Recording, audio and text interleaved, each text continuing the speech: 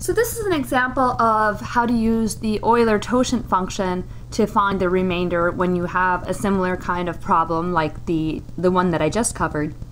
Except in this case, we cannot apply Fermat's little theorem. It turns out that Fermat's little theorem is actually a special case of Euler's theorem. I call it Euler's Totient theorem. And I'll let you think about why. So here's an example. Find the remainder of 9 to the 101 power divided by 125. Now here's the problem. 125 is not prime. So I can't use Fermat's little theorem. But I can use the Euler Totient function, or Euler Totient theorem. And the first step in applying the Euler Totient theorem is to compute the Euler Totient function. The Euler Totient function is the number of integers between 1 to n, not including n, that are relatively prime to n.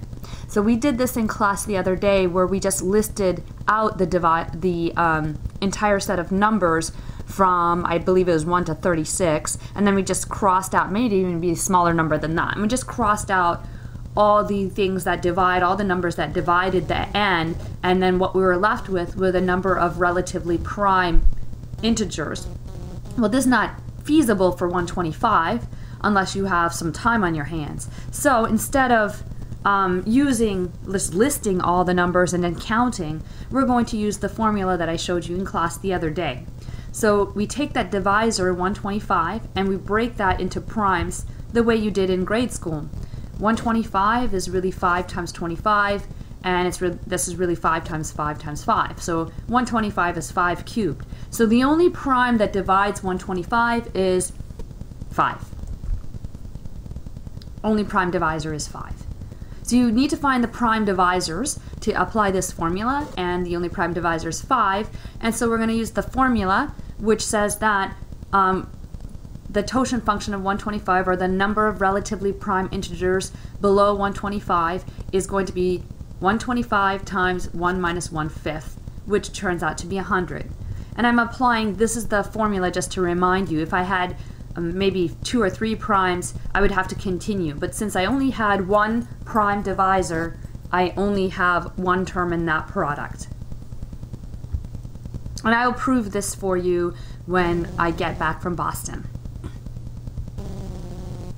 So I want to apply Euler's Totient theorem, so I need to first check whether this is the condition is satisfied. And the condition is that a and the power that and the divisor have to be equal to 1, and indeed it is. 9 and 125 are relatively prime.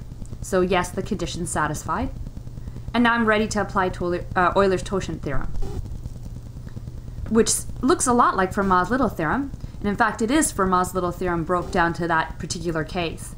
So if we put everything where it belongs, we have 9 to the 100 power is congruent to 1 mod 125. From here on out, I have a congruence equation similar to the Fermat's little theorem generated one, so I can just move on the way I did with Fermat's little theorem. So I'll take 9 to the 100 power congruent to 1 mod 125, and I'll expand the power that I'm interested in, which is 101, into the division algorithm. And it turns out that 101 is equal to 1 times 100 plus 1. So this was an easy one to divide out. There were several problems in your book that were like this, where the quotient was 1. So there's really no raising to a power, because we were just going to take 9 to the 100 power and raise it to the 1 power. That doesn't, it just gives you the same equation. I can just move to the next step, which is to multiply both sides by a to the r, which is a to the 9 to the 1. So we get 9 to the 101 power is congruent to 9 mod 125, and there's my remainder of 9.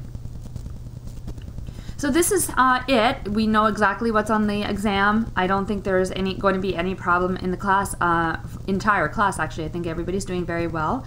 So if you have any questions, even right now, go ahead and text me and I will text back. Whoever texts me has to explain what the question was to the class so that we can share. So I think this is it, and I'm still available by email and phone. Good luck.